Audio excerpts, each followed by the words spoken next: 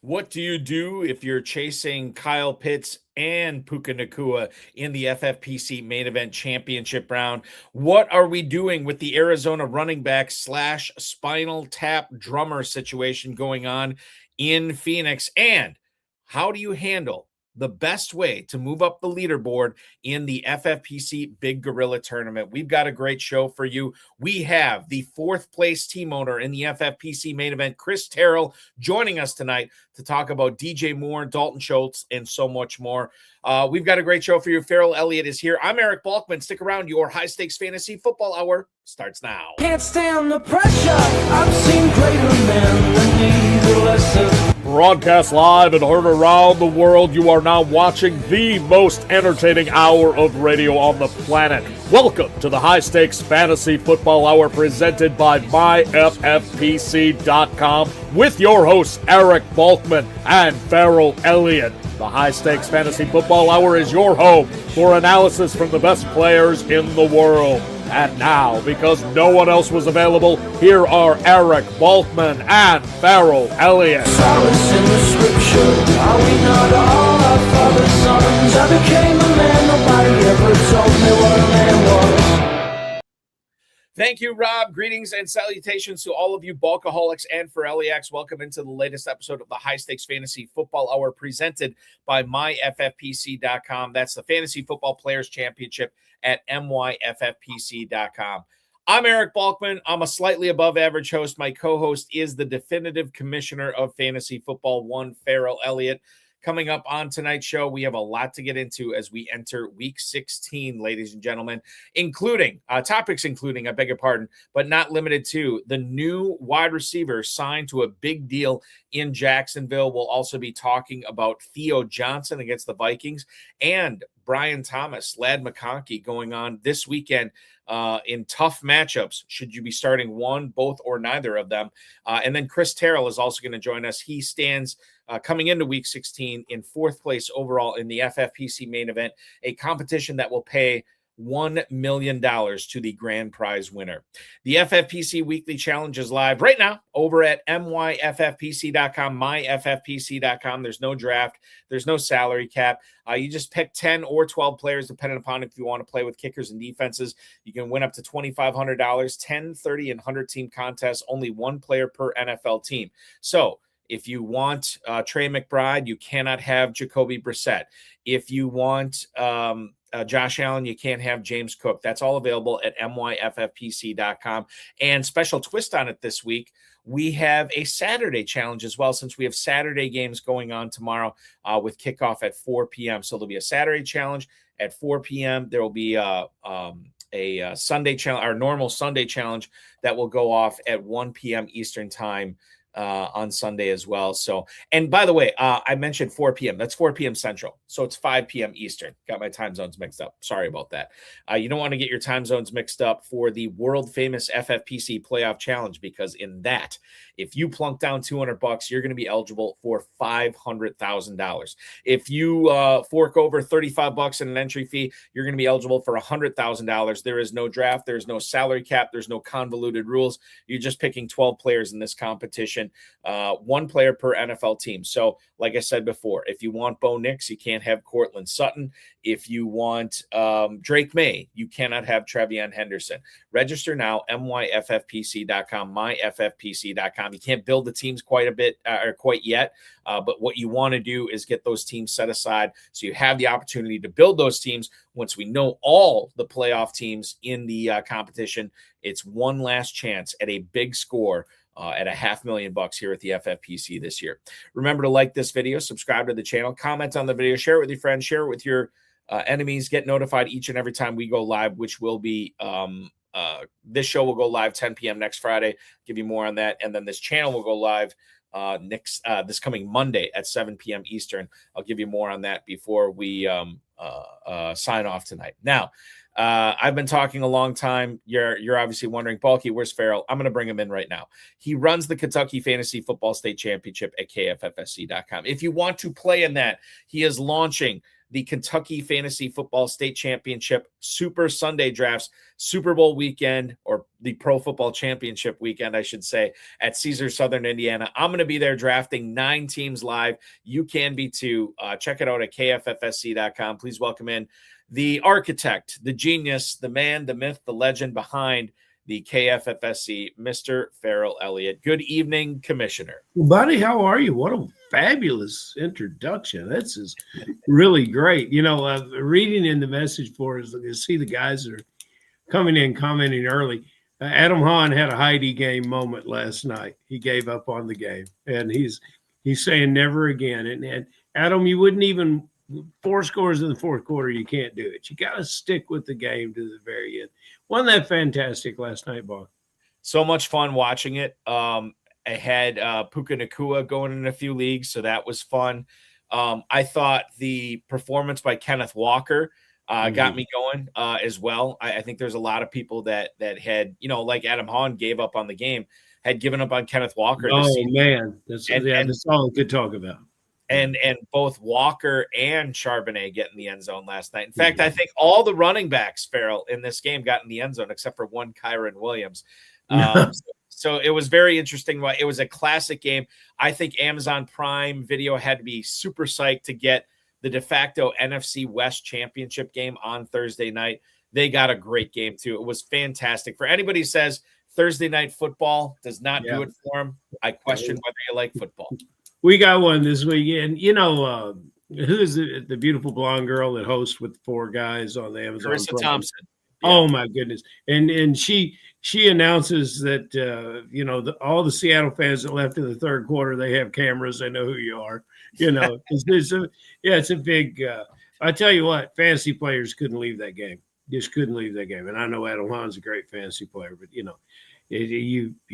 you just couldn't leave that game. It was fascinating. And though that stack of Stafford and Puka Nacua, along with JSN from Seattle, all of that, Barner, the tight end, has propelled some of the teams up to the top of the KFFSC, and I'm sure the FFPC as well. Smith and Jigba had a bagel at halftime. He ends up with 8 catches for 96 yards and a touchdown. And Ferrell, this is 2 consecutive Thursdays now where we've seen championship leaderboard defining performances. We saw it from Kyle Pitts in week 15 and now in week 16, Puka Nacua, 12 catches, 225 yards and 2 touchdowns. And I'll say this as well. It's not on the rundown. I'll just bring it up right now.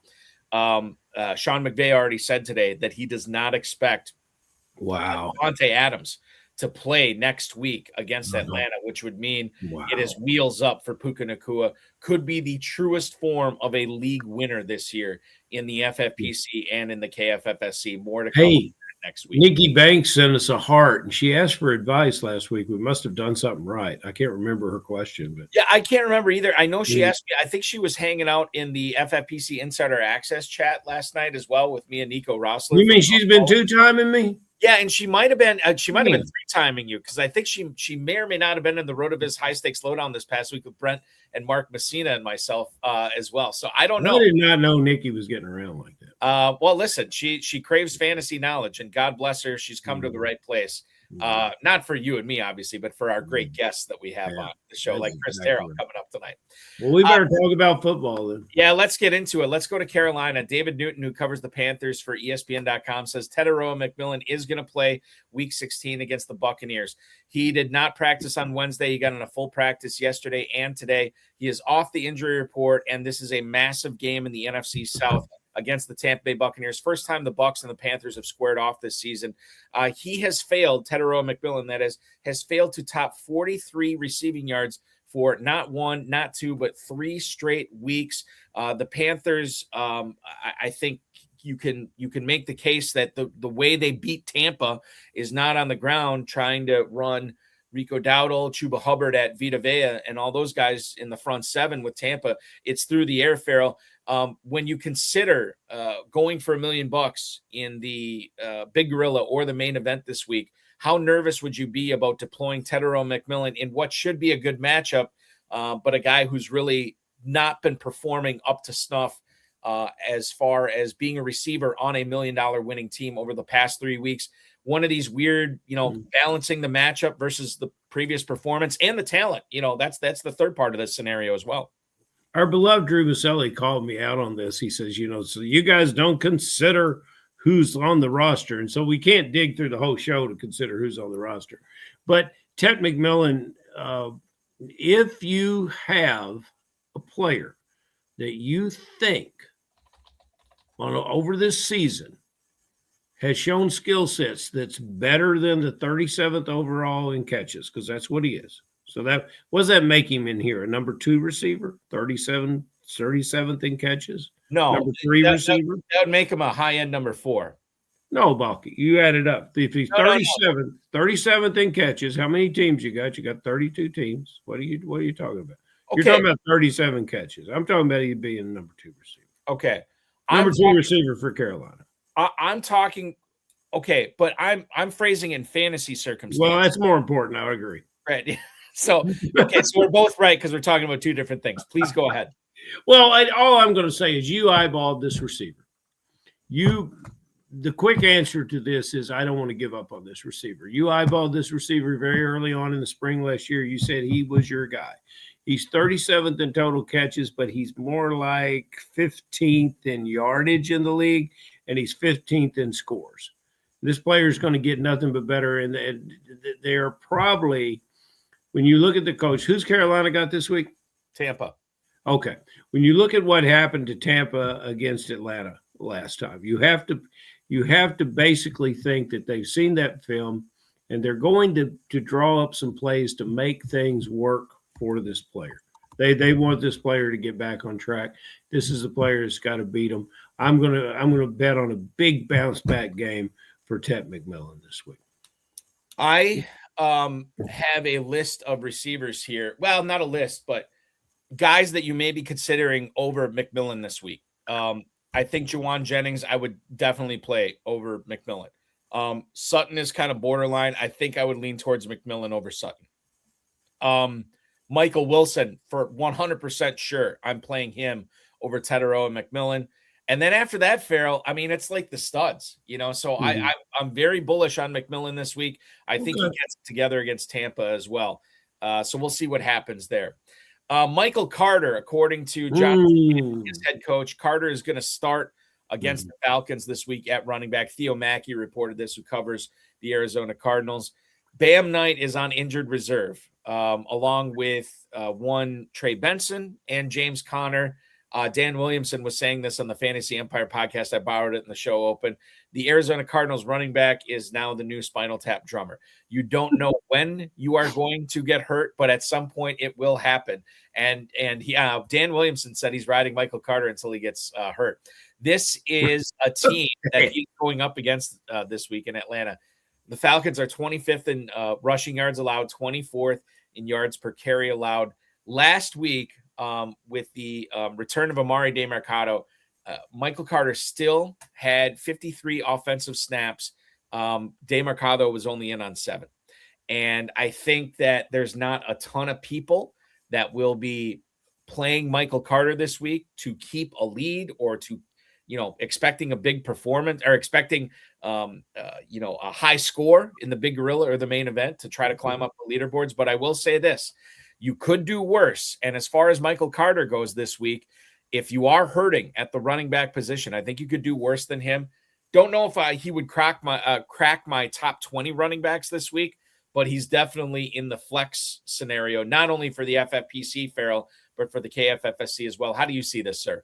Well, I have, full disclosure on this one. The Carter brothers are great pals of mine. His brothers, Dwayne and Josh and Mike, and they have a wonderful business out of Navarre Beach, Florida. And I absolutely love these guys. And so I've been excited ever since Michael got in the league. He's not injured for this game, but injuries have held him back in his career. Now, if you go back to 2021, you've got a 100-yard rusher here. You've got a guy that in his first 2 years in the league accumulated over 1,000 yards. This is a very good player. given an opportunity. I think you get in business with Michael Carter, not because I like him as a guy, but because I understand what he's got to do with this team, and he's been waiting for this chance a long time. I would say that any running back that you feel that you have on your roster that's a little beat up, a little banged up, the game script might not go his way, they might not, whatever it is, you can put Michael Carter in front of this player. I would not encourage you to try to shoehorn him in your lineups. Oh, I will. I know Ferrell will, but I push will him in there. Push him in there like a pair of boots, bulky that you bought and kind of shrunk. Your socks are too big. Push him in. All right. Ferrell is more bullish, and I don't hate Carter this week, but Ferrell clearly likes him a little bit. Be bullish. Be bullish on Mike. You know what I am bullish on is the Jacksonville offense. Yes. Considering what they did this past week. The Jaguars have signed their prize trade possession at the trade deadline, Jakobi Meyers, to a 3-year, $60 million extension. This makes him a Jaguar through the 2028 season. It reportedly contains $40 million guaranteed. Now, just to, this is a small sample size, obviously. But since week 10, when Jakobi Meyers joined the Jaguars, he has led the team in targets, receptions, and yards. He's scored the second most receiving touchdowns. And out of the 37 targets he's received from Trevor Lawrence there, he's caught 27 of them, good enough for well over 350 yards and 3 touchdowns. He has played in the slot. He has played on the perimeter. And Liam Cohen seems to know how to use this guy. Ferrell, it's super exciting for anybody who has Jakobi Meyers down the stretch. Let's wide scope it a little bit. You think about the Jaguars offense next year. Trevor Lawrence is going to be back. Travis Hunter is going to be off of injured reserve. He'll be on this team next year. And obviously the Brian Thomas, who is starting to come on a little bit, but obviously had this really dominant 2024 season. Now you have all 3 of those guys, plus Travis Etienne, who had a really resurgent 2025, and Brenton Strange as well. The Jaguars pass catchers and skill position players are absolutely loaded in 2025. The Myers extension, does this affect the way that you think about not only Myers, but like guys like Thomas, Hunter, Strange, Etienne going forward here? When you saw this, I guess, what was your initial fantasy football reaction to the contract? Fantasy football was that that by the organization trying to identify a veteran player who could come in and change their culture, that you now could elevate all these players for 2026. Too late for me here, because I did not get engaged at the draft capital with any of the Jaguar players, and this will get me involved. And Dom Gazzetti, our great pal Dom Gazzetti, is probably hated to see this player leave the Raiders, but he bet on himself and said, I can do something better for himself. He's going to be a continual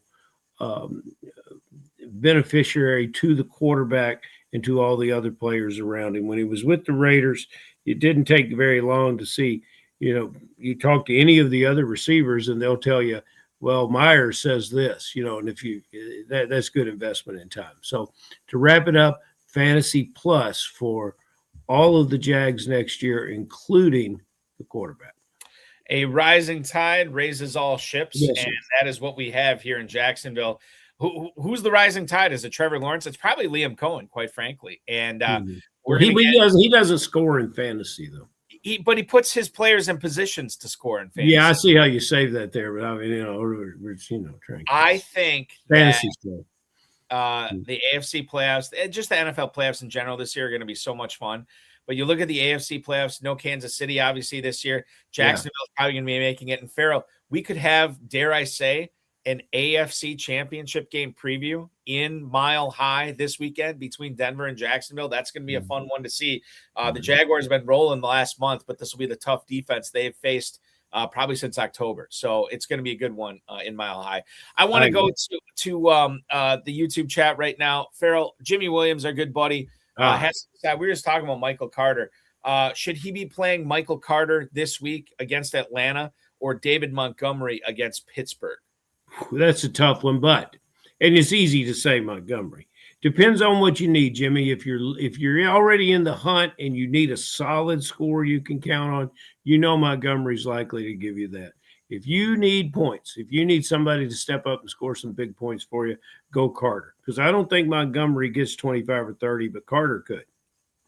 I'm playing Carter here, and quite frankly, Ferrell, even if I needed a high floor, I think I'd still be playing Carter with the volume he's been getting. I've been worried about David Montgomery and what's been going on with that Lions offense, specifically with him. You're looking at a guy in Montgomery who has failed to top.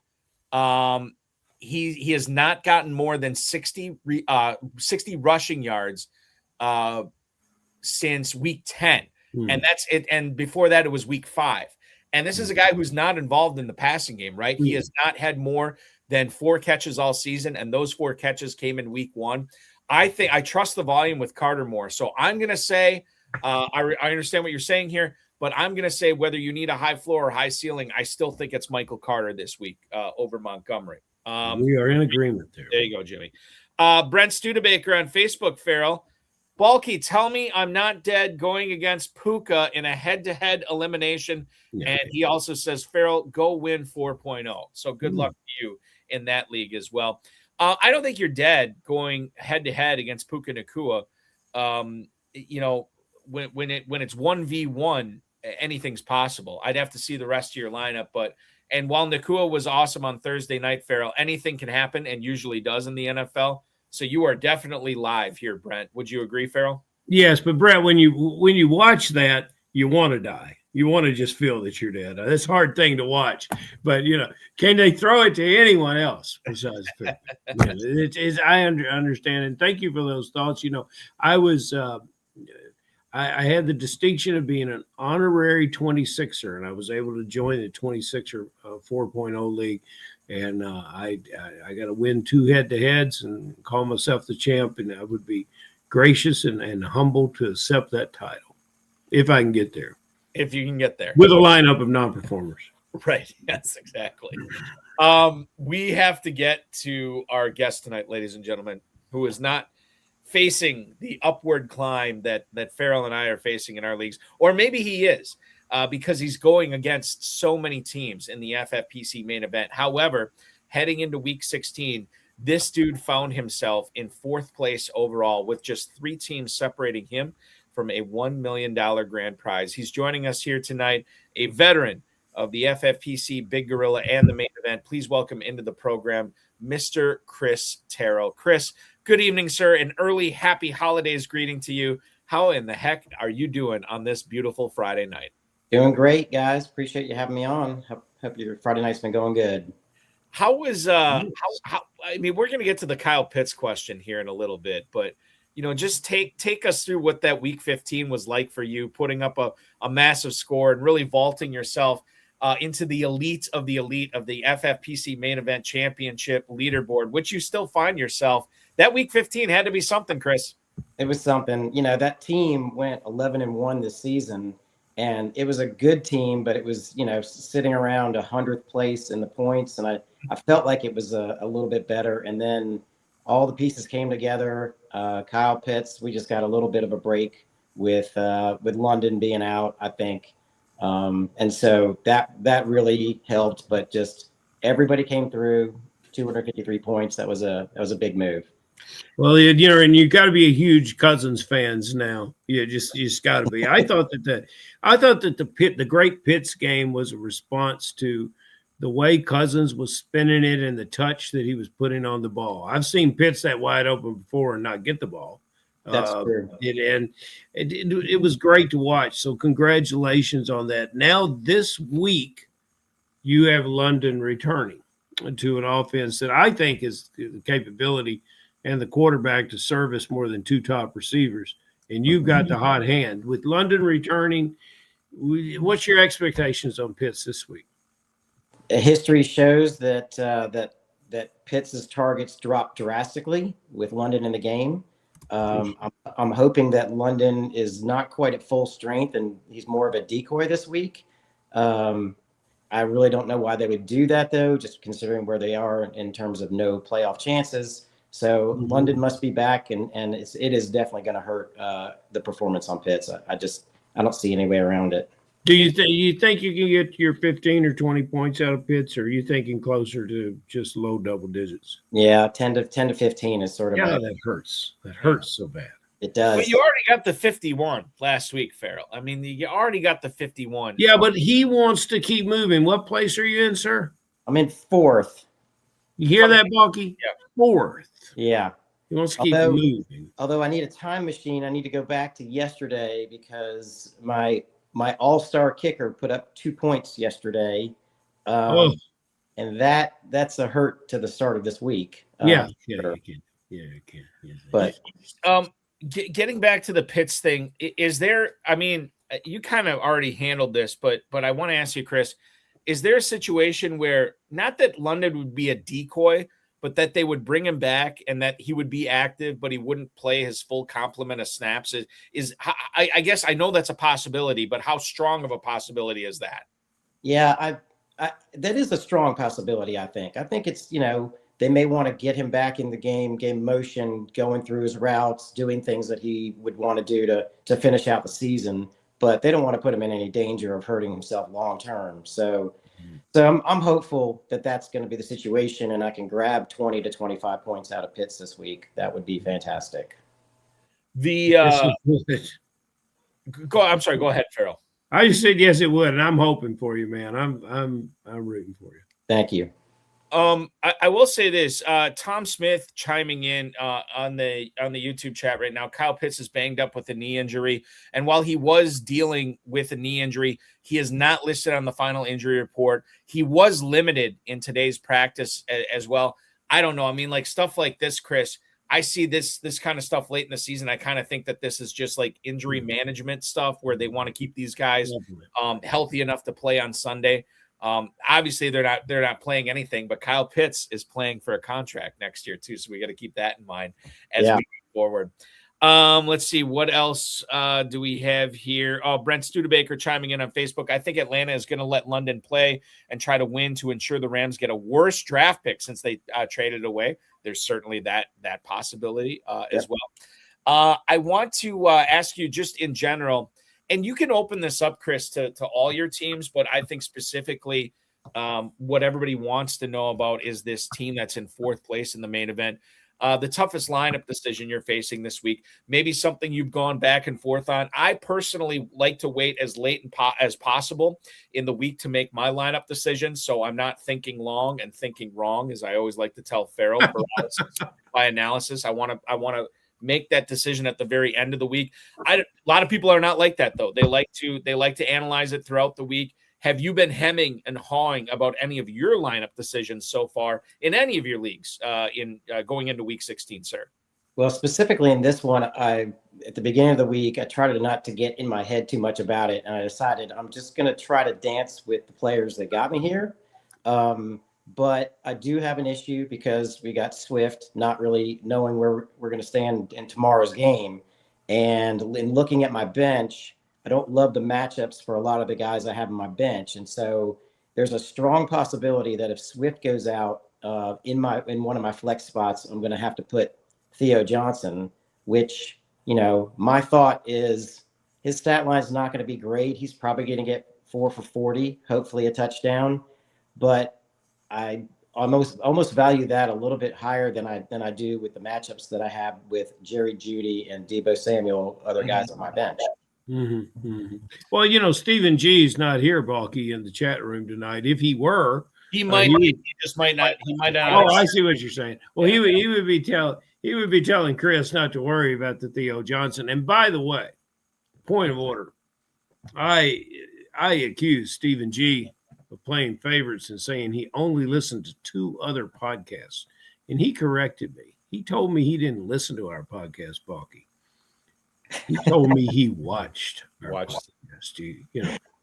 Once again, guest on this show regularly, proving they're sharper than me. Go ahead, Chris. You'll continue that trend. Go ahead, Chris. I'm sorry.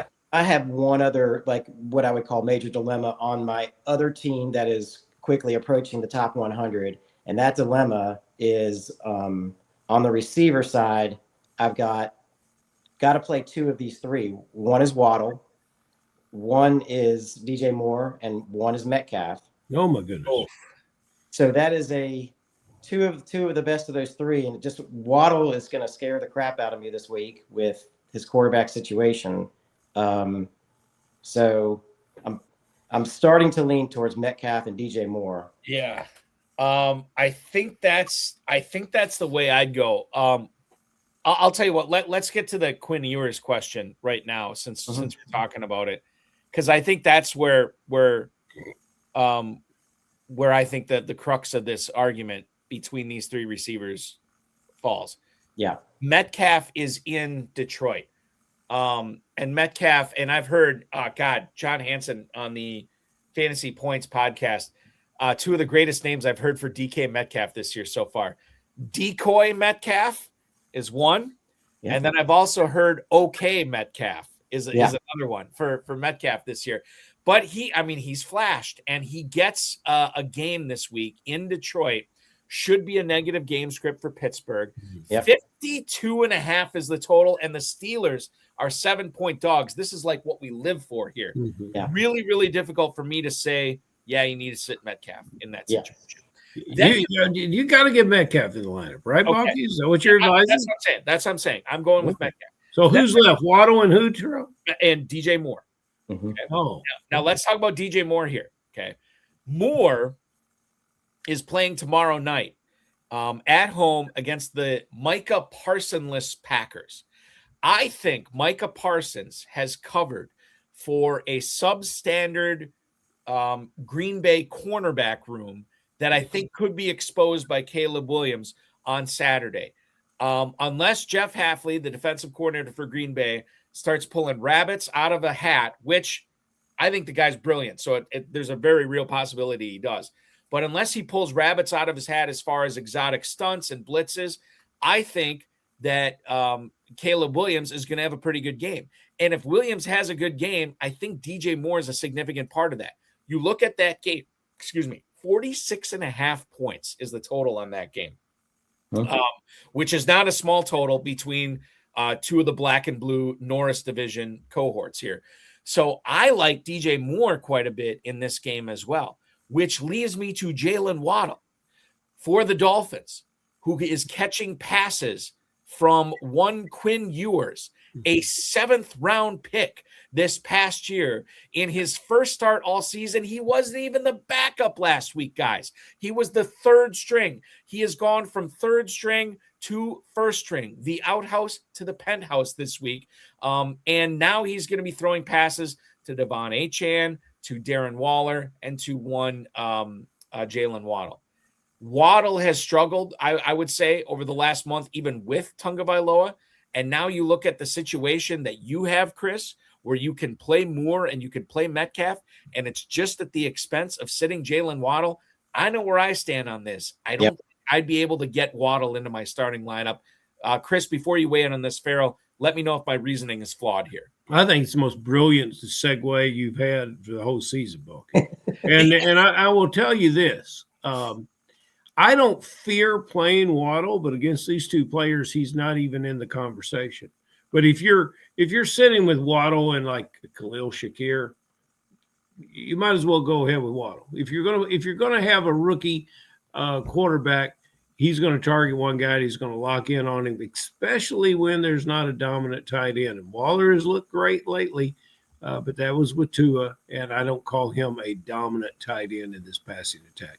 So I'm not scared of Waddle, but the other two players, especially in the pristine way that you described their upcoming week's activity, it's an easy choice. If I was to present the counter argument here, Jimmy Williams does a pretty good job of it. Miami has a plus matchup with a kid at quarterback with nothing to lose, but plenty to win.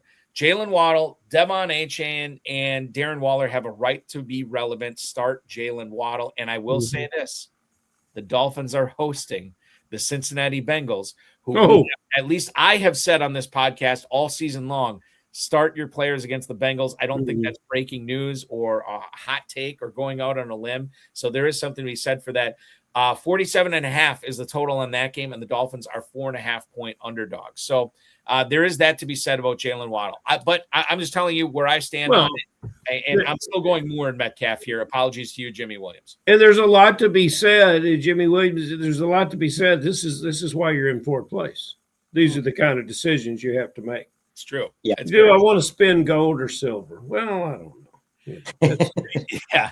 The other thing I want to get to, and I think we talked about this with Joel Durrance last week, Ferrell, about the Dalton Schultz play. Schultz, we did. Gets the Raiders at home this week, and you look at this game. I think that there's, on the surface, this looks like, it's like you go to a steakhouse or whatever, and they serve you the steak, and that porterhouse looks so good. And you're ready to rip into it. It's going to be delicious.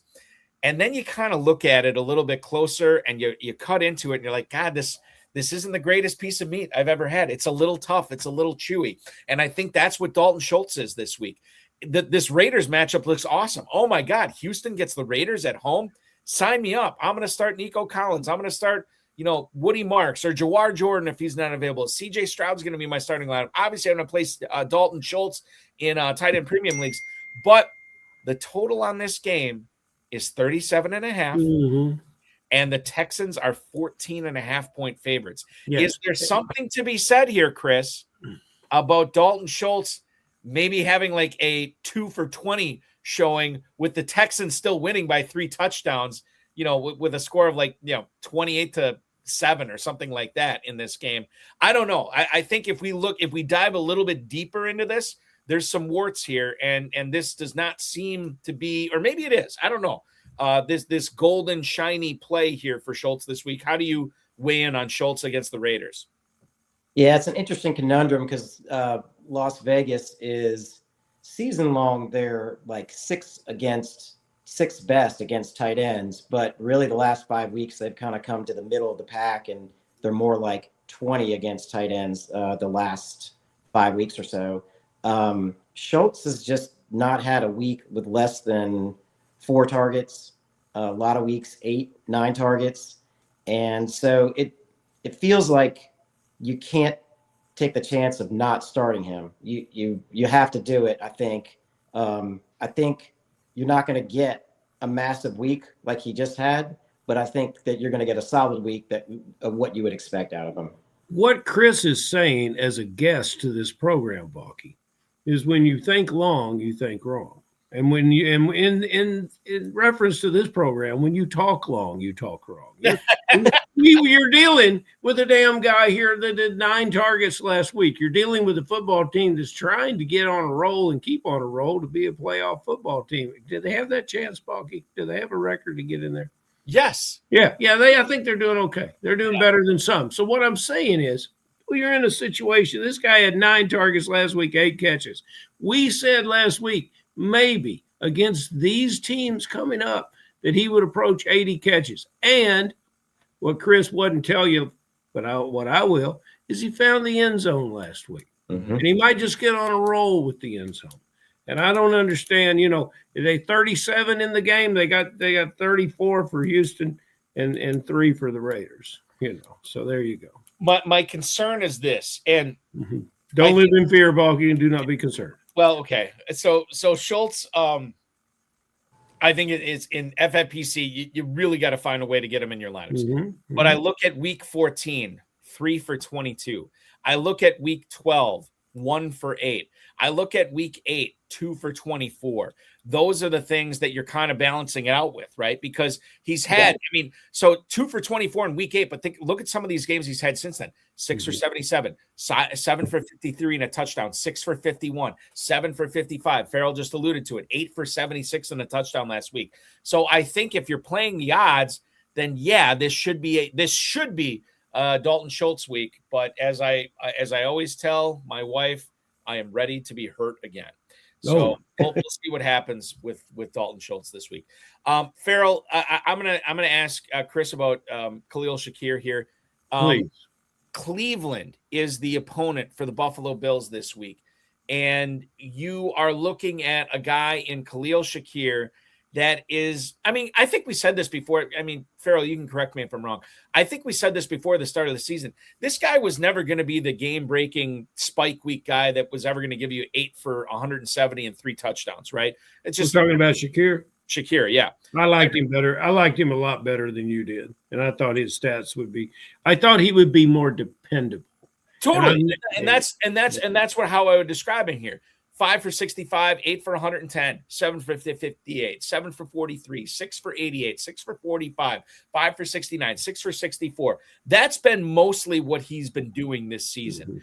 Now, prior to this New England game this past week, he did have a 2 for 16 and a 1 for 5 performance against the Bengals and Steelers, respectively. 2 for 16 against the Bengals, for God's sake.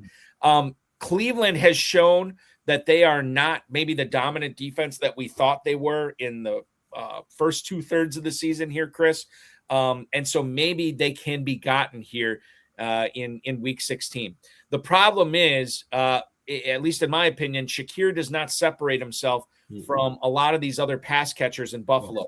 Dalton Kincaid got in a full practice today. I don't believe he's on the injury report, so he's going to go. You still got to deal with Dawson Knox. Keon Coleman is still there for whatever that's worth. You know, there are other players on this offense that Josh Allen just seems to be spreading the ball around to. And I think, like, as far as a high floor play, yeah, sure, Shakir makes sense. I don't know if that's necessarily what you want in week 16, the middle part of the championship round. And now you get the Browns defense. Chris, what kind of production are you guessing that we get from Shakir this weekend? I'm not expecting a whole lot. I don't think the ceiling is very tall at all. I think it kind of runs in somewhere in the numbers that you were saying, where he could go 5 for 50. But Cleveland in the last few weeks has actually been pretty good against the wide receiver position. Yeah. And so I'm expecting a lot of Knox and Kincaid to come into play. Shakir, you know, it might be less than a 5 for 50. It might be a 3 for 25. So I don't like it at all. And I think it's a good week for the tight ends there. Cleveland Browns play a very physical defense. I have been told that the problem that he has in games when he disappears is he has a difficult time getting a release in press coverage. And so with that in mind, he's going to get some of that this week. And that's why, Adam Hahn's right. It is the Allen and Cook show. Mm-hmm. In Buffalo, 100%. We touched on DJ Moore, right, Chris? Yeah, but I'd like to talk a little bit different about DJ Moore. Okay, please. There's some people there's a lot of people maybe that, we watched the stack last night go off there with the Rams. But there's a lot of people that I think have some interest in these varied Chicago receivers. So there's a couple of them on the shelf, right? Burden and Adunze. Your thoughts on that aspect alone, because we were comparing DJ Moore against other couple receivers and as well. Just DJ Moore, number one target for the quarterback this weekend. Is DJ Moore in that respect? If you're involved with Chicago, you're involved with DJ Moore, right? Yeah, I mean that's it's interesting for me because if I go back to the beginning of the season and when I was researching and looking at last year, I made a mistake in a lot of my best ball plays and in a lot of the drafts in the FFPC because I went heavy on DJ Moore over Adunze. And so I paid the price on that for sure, but this is his chance. So, last week, even though he was clearly going to be number one, it wasn't an outstanding week, but he was also playing a tougher defense than he is this week. This week, as we just kind of discussed, they're going to be a little bit more susceptible. So I see a little bit better production from DJ Moore, and I think it's his time. I think I'm finally going to get paid off for the mistakes I made early. Chris is doubling down in our message. Balky, you throw that up there from Jimmy Williams, who plays here in Kentucky, and I will tell you that his team name is Cubs and Bears. Yeah. What Jimmy has to say about it is something I think you can pay attention to. Yeah, he's telling us right now that DJ Moore should have a good game. Loveland probably the big slot this week in 12 personnel. Good game for both. And we'll see what happens with that. I think he's right. I think Moore. I don't think Moore. To borrow a Matthew Berry phrase, I don't think he blows the roof off the doors. But I do think he's pretty good. I think he's pretty good. And Loveland is a guy that I think is very intriguing for FFPC tight end premium formats. I like him quite a bit this week as well. Adam Hahn saying basically the same thing. Obvious top target is DJ Moore tomorrow, but don't sleep on Loveland. He knows that because he got some extra sleep last night in the 4-0. We were all watching fourth quarter and overtime. Adam's well prepared. He's coming in with stuff. Tom Smith, every time I play DJ Moore, he gets points. When I bench Moore, he goes off for 25 points. That is the DJ Moore way. That is the DJ Moore way. That's why you got to quit drafting DJ Moore. I mean, don't even give him the opportunity to break your heart, right? It's like, listen, if I never ask out the hot cheerleader, she can't turn me down, right? That's right.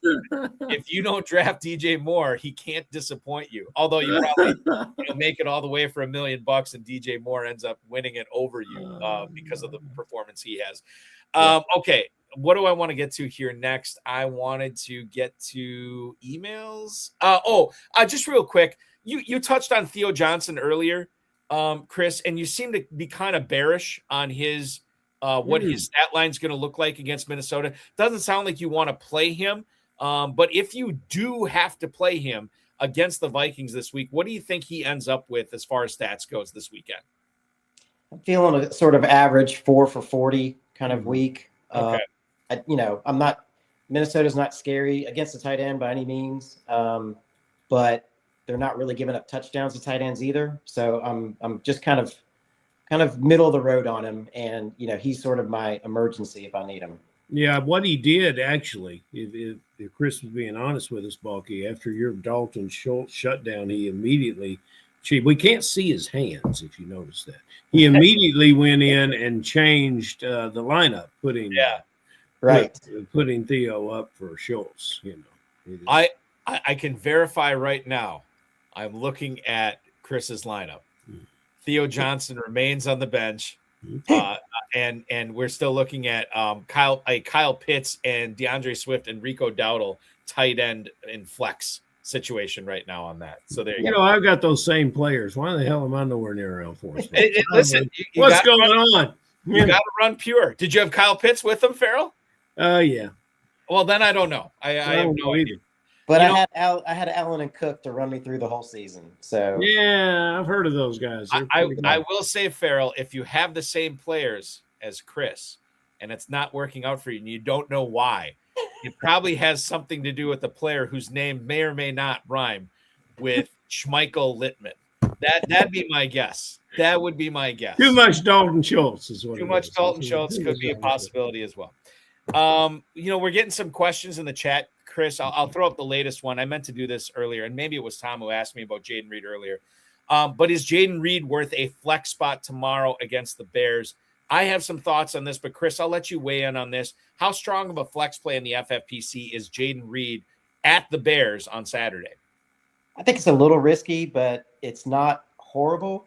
What's the latest status on Watson? Is there?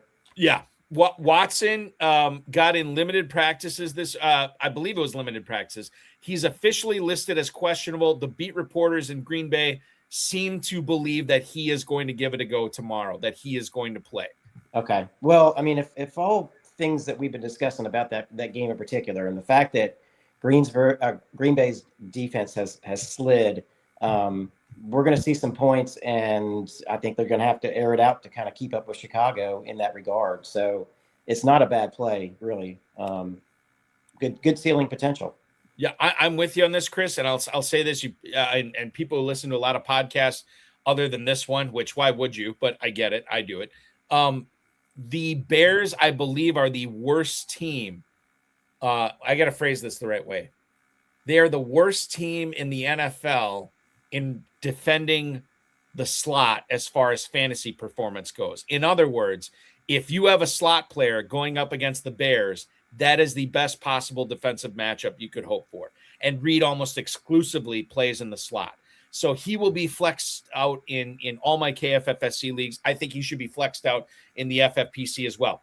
To Chris's point, I'm not expecting, 10 for 130 and 2 touchdowns, but I am expecting somewhere between 80 and 90 yards. I am expecting between 6 and 8 catches tomorrow. So I do think Reed has a good game. That sounds like a guy you play, Bob. Yes, that's what I'm saying. I'd be playing him. And then obviously if he gets in the end zone, that's even amplified that much more. Tom also saying Jacobs may not play. Yes, he did not practice all week. But this dude's a warrior. I believe the Packers know that they cannot afford to have him miss this game. And what's the easiest way to keep him fresh? Hey, let's not practice him all week. So I do believe he goes tomorrow, but I will not be surprised if it's Emmanuel Wilson starting that game on Saturday, with the Packers having another Saturday game next week at home against the Ravens. I think he plays, but I do remain open to the possibility that he doesn't. All right. Let's go to emails here. I think I want to do. Yes, let's do emails. This first one's from Steve in Canby, Oregon. Good old Canby. He wants to know, hey, Chris, what do you think Travis Kelce does over the next 3 weeks with the Chiefs? Ooh, that's good. Nothing. That is Steve in Canby, Oregon. Obviously, Kelce, and by the way, Steve, we appreciate the email. Chris, this is interesting because for the first time since, Abraham Lincoln was president, the Chiefs are not making the playoffs, which is insane. And it's week 16. It's not even like the final week of the season. How nervous would you be about deploying Travis Kelce in tight end premium leagues? Not only with the Chiefs not playing for anything, but with Patrick Mahomes on the shelf and Gardner Minshew throwing to it. Yeah, there's a lot of different ways to look at this. And the first one is, if you listen to him, what he's saying, then you've got to believe he's going to be playing hard. They're going to be playing hard. He's saying all the right things that, the fans expect us to come out and perform regardless of where we stand on the season. That being said, there's got to be an emotional level inside all of these players that they have not experienced in the last 10 years, the letdown that's going to maybe affect just really how hard they do come at the next 3 weeks. And so I think it's a tough conundrum, but I think having Minshew actually helps, because when you got somebody like Minshew in there, he's going to be looking to throw a little bit more underneath as opposed to downfield. I think, just safety plays here and there. So, catching a 10, 15-yard ball for Kelce, he might do that 3 or 4 times a game. So it's a little. I think the quarterback looks for Kelce. I think those two have a close relationship. I think those two. I think Kelce wants to be as successful as he can in this role. And you got it. You guys got it right. There's some places maybe that it doesn't matter as much, but to a Kansas City Chief fan, you got to show up and you got to play. This is a family business in Kansas City. They talk about the Jones family owning the Dallas Cowboys. They don't talk as much about the Hunt family owning Kansas City Chiefs, but it's a bigger dynasty. And that's the culture that they have there. I expect them to come out and play it. I wouldn't be scared to start Kelce. Kelce, to me, Matt Shelf was talking about this on the Draft Sharks podcast earlier this week, and he said Kelce doesn't strike him as the type of player that just mails it in. Like, he's a proud guy. He's in popular culture, obviously. And Roto World actually pointed this out. I don't know if I didn't realize this, guys, but he would need, over his last 3 weeks, 203 receiving yards to become the oldest tight end in NFL history to record a 1,000-yard season. So I'm sure that's what he wants to do. Yeah. Well, I'm sure for that very reason. Right now is the time to be selfish, right? I mean, you can't win a Super Bowl this year. Go out there, get what you can. These could be the final 3 games of your career. What's number 83, the tight end on Kansas City's Noah name? Gray. Right. I think we've all seen enough Noah Gray. So let's just hey, Dom's got a question about tight ends that Brother Terrell might be able to help. Yeah, I like the way our names rhyme tonight. Yeah. We're going to do this right now. Dom Gazzetti, former guest of this show, guest co-host of the show. God, why can I not find it here? Well, he's asking about Fannin. Oh, here it is. Yeah, I got it right here. So he wants to know Harold Fannin against the Bills this week, or Jalen Waddle in his lineup, which we've talked a lot about Waddle, but I mean, like, let's say non-tight end premium here. Let's say KFFSC here. Why would anyone want to do? Oh, I guess that would be right. Yeah, KFFSC is why. So if you are facing this conundrum, would you rather play Fannin or Waddle? I'll reveal how I feel about this. I'll let you go first on this, Chris. I think it just goes back to the conversation we had about Waddle. I mean, I think there's actually tight ends that are further down the list than Fannin this week that I would rather play than Waddle. Given what we talked about. The Fannin's one of my favorite players as we move towards the end of the season. It's in tight end premium leagues, obviously a slam dunk. You're playing Fannin.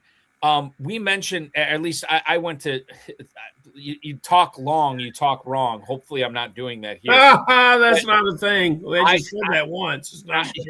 It's trying to get a cheap laugh. Well, you got one for me, and the laugh was because you're probably right on this. Yeah, I mean, I just, as weird as it sounds, I trust Fannin more this week than Waddle.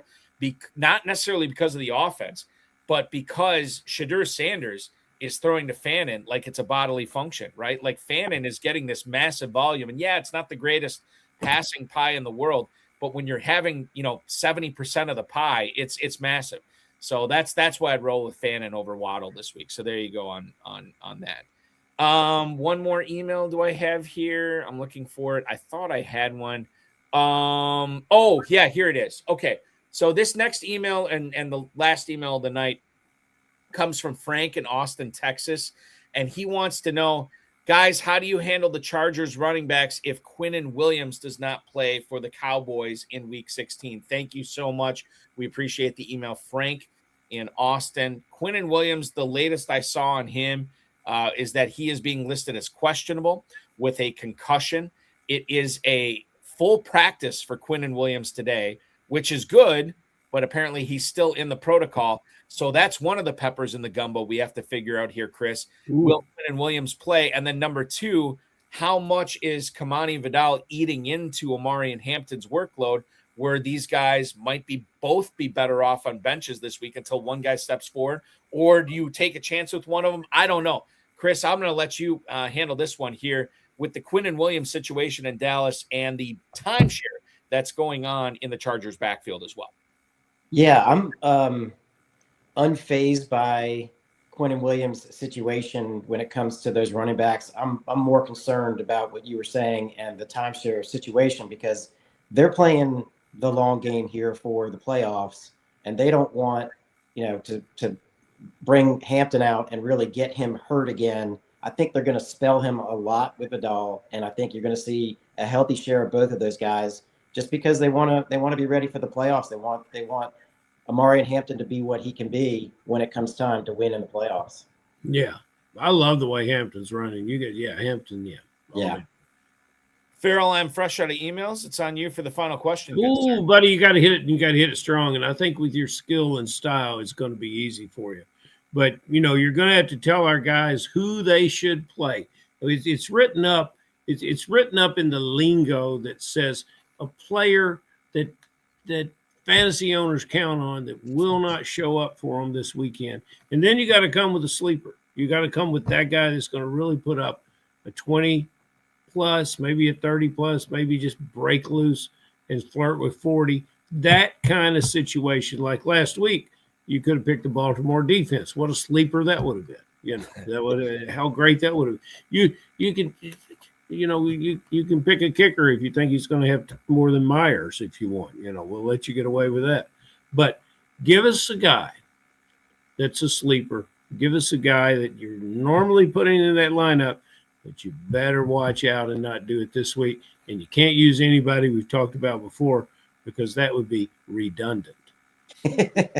Well, they stole my thunder earlier on a sleeper when they started talking about Loveland, and he's not necessarily a sleeper because he's probably ranked around 10 for tight ends this week. But on a normal situation, normal week, it's not somebody where you're going to say this guy can get me 25 this week.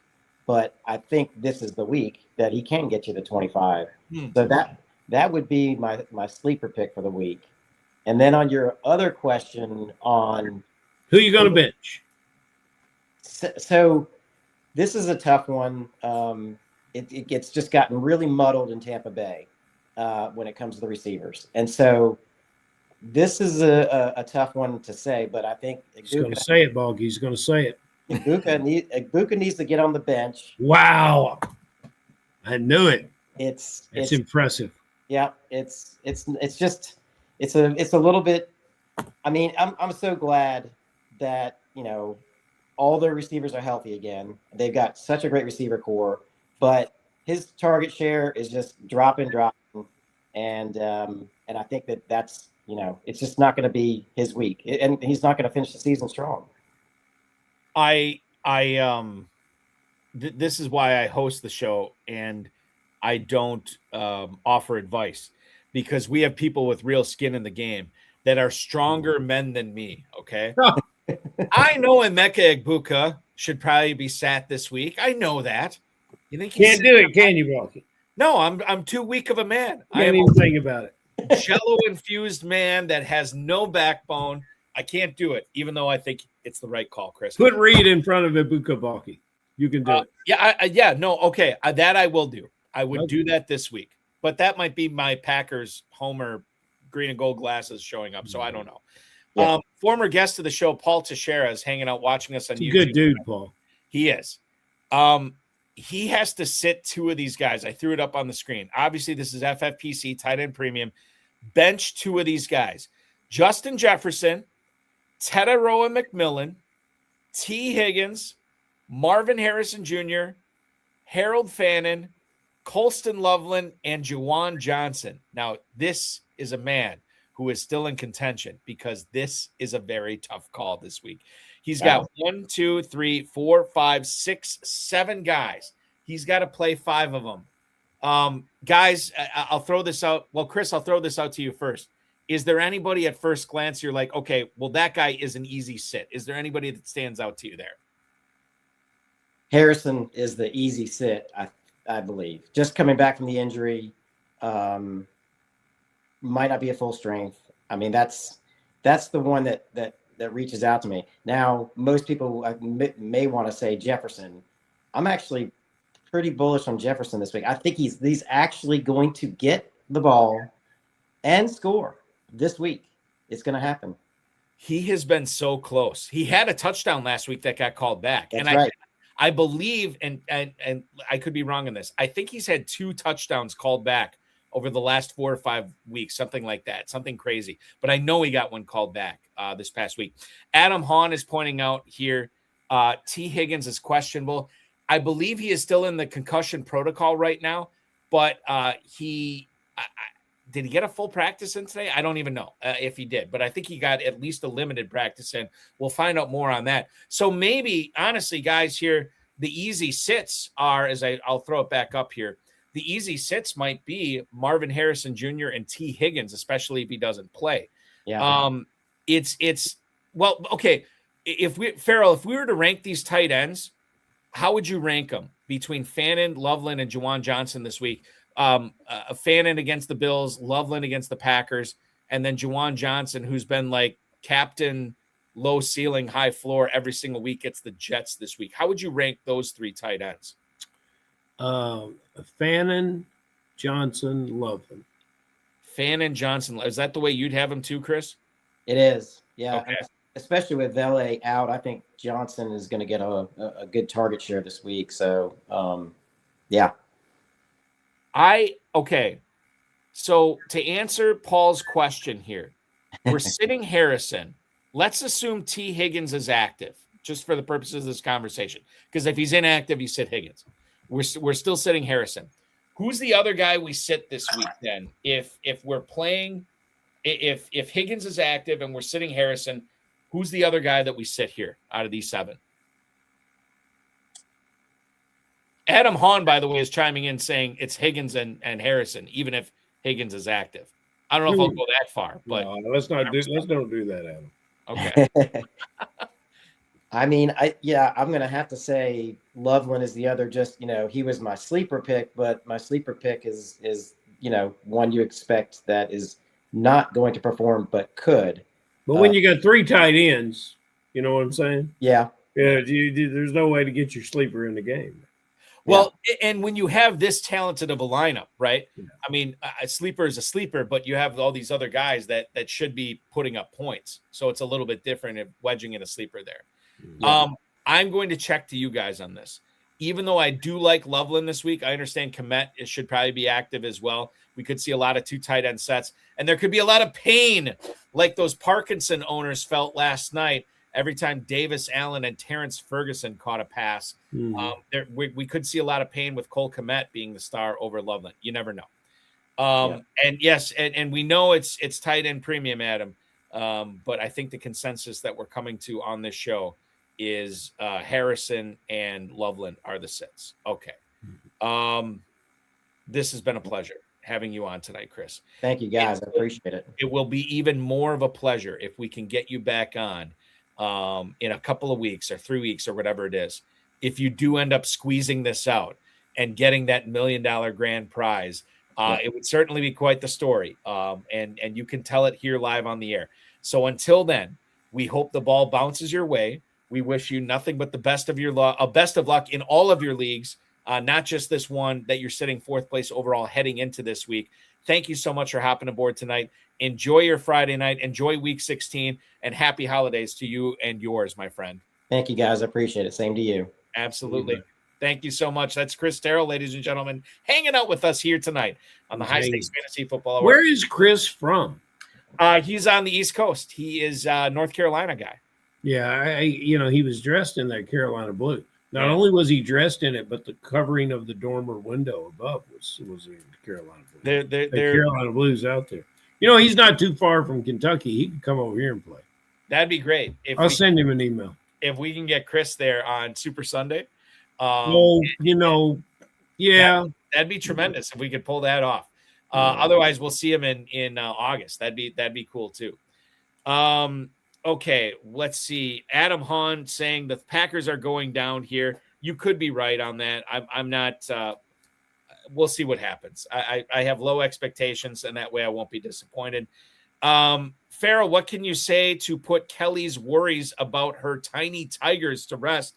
That's from our good buddy Dom Gazzetti. I assume that's her fantasy football team. Did he share anything about this with you? I do not know the tiny tigers. Okay, all right. I do not know them. Tom, reach out to us. We'll figure that out. If there's any of them that are single, I would love to meet them. Right. Tiny, is that what it is? I don't know. Programming question from Jimmy Williams. Show Friday after Christmas. Yes, that is the plan.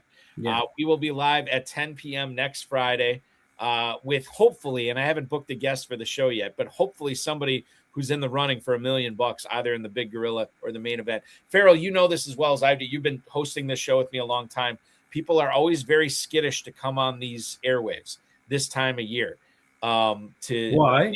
Because they don't want to jinx themselves. They figure they won't be winning the $1 million. So we'll see. Chris Terrell was not. Let's have Chris back.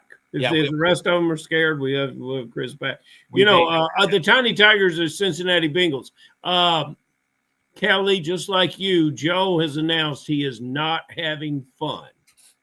But unlike you, he doesn't have a host like Dominic Gazzetti. So, it's Joe's in trouble. You're not. So there you go. Are you in regards to Burrow? We didn't touch on this, and I'll eschew the starter sits tonight. I want to talk about Burrow with you. He's been kind of talking very philosophically about his career, not only in the NFL but with Cincinnati. You're a dynasty player, Ferrell. Is there anything to glean from what he's been saying? And then when you compound it with his poor performance against Baltimore last week, anything to be concerned about in Cincinnati? Injury history, you get tired of being hurt. Yep. Do you think that's what it is? I think that's a little bit of what it is. Okay. Result history. The team, he's a local guy, and that sold the idea for a long time about the fact that he was there and what it meant to him to be there. So I don't know. A mid-career crisis that he can get through and get over. I I think you'll be fine. Okay, good to know. I'm not making any wide sweeping change. Like, honestly, the only guy in Cincinnati I'd be perhaps looking to move is not Chase Brown. It's actually T. Higgins, and that's because of the concussion stuff. Like, if I could get 90 cents on the dollar for Higgins right now, I'd probably do that. Maybe even 80, 85 cents on the dollar. I'm a little bit nervous about what his career looks like as he enters the second half of it here. So, and I'm not saying I'm definitely not looking. I'm not looking to move him, but if somebody came to me at the right offer, I might do that in Dynasty here. KFFSC.com is where to go, Ferrell. We say this every single week. KFFSC.com is the home of the Kentucky Fantasy Football State Championship. It is the home of the Super Sunday Sweet 16s, of which there's a lot of red on the board. I just looked it up right now. Time is running short. Open spots are running short on some of these live events that you're going to be having at Caesars Southern Indiana coming up on Super Bowl Sunday weekend. I'm so excited that I'll be there for the first time this year. We also have an online one drafting February 17th. It is the Sweet 16, Super Sunday Sweet 16, Rocky Blyer division, which I was in last year, and I believe I'm in this year as well. So we'll see what happens there, but people can register for that. That will be online, KFFSC.com, and hopefully we'll see everybody at the Super Bowl when the Packers are playing the Broncos in Caesars Southern. Well, we've only got 7 spots left, and so 2 or 3 guys are going to take that. We got a big payback that weekend, Balky, with 4 spots left, and I haven't been marketing it very aggressively because we've got some guys that I think are coming to grab those spots. But right now, it's open. It's a wonderful event. Don't be scared to draft that early because it's going to get you in the right position to draft your dynasty teams and get you excited about preparing for what's going to happen this fall. And, some of our are in the fall of 2026, and some of our guys that are doing that they're having their best fantasy year amongst their teams that they drafted on Super Sunday. So it's just a great way to enjoy the NFL's premier game while doing the hobby that we love. It's a 96-team field. We've got 7 live spots left. We'd love to have you. And, Balky, wait until you see the food we got planned for you. I can't wait for that. That's going to be a lot of fun. I will say this, too. Some of my best KFFSC teams, not only this past year, but in previous years, some of the best ones I had were the ones I drafted earliest. So take that for what it's worth as well. KFFSC.com is where to go for that. Ferrell, I will not talk to you again until after the Christmas holiday. Oh, I'm going to call you tomorrow. You mean you won't talk to me on air? Oh, I won't talk to you on air. Exactly. Yes.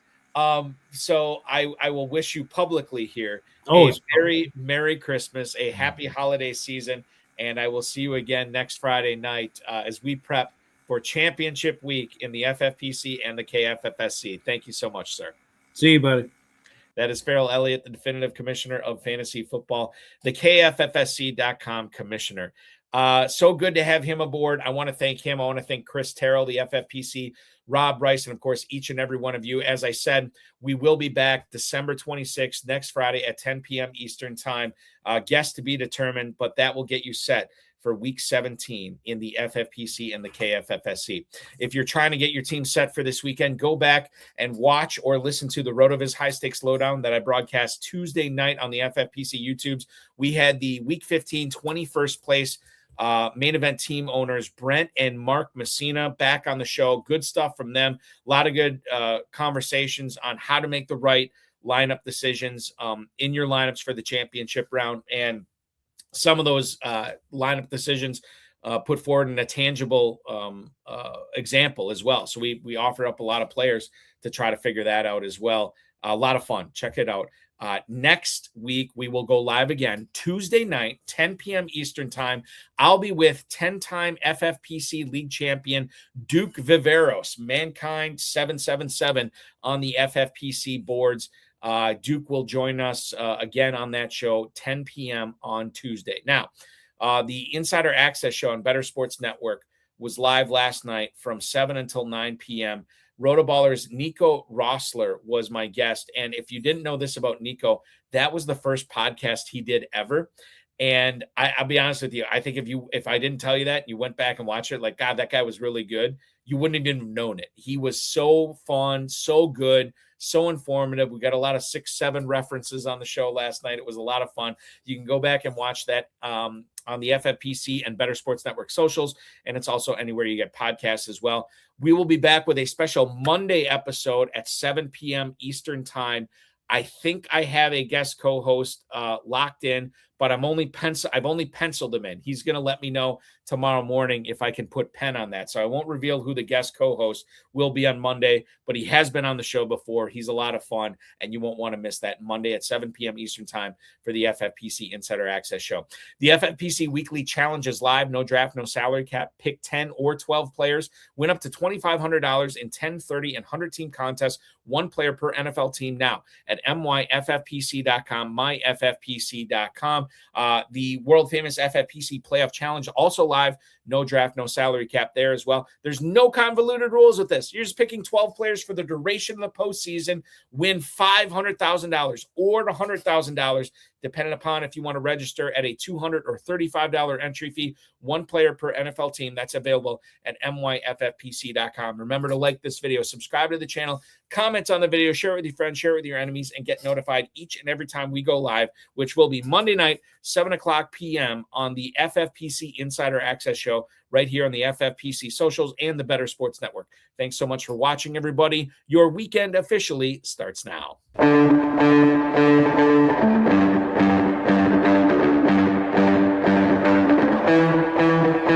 This has been another episode of the High Stakes Fantasy Football Hour presented by myffpc.com.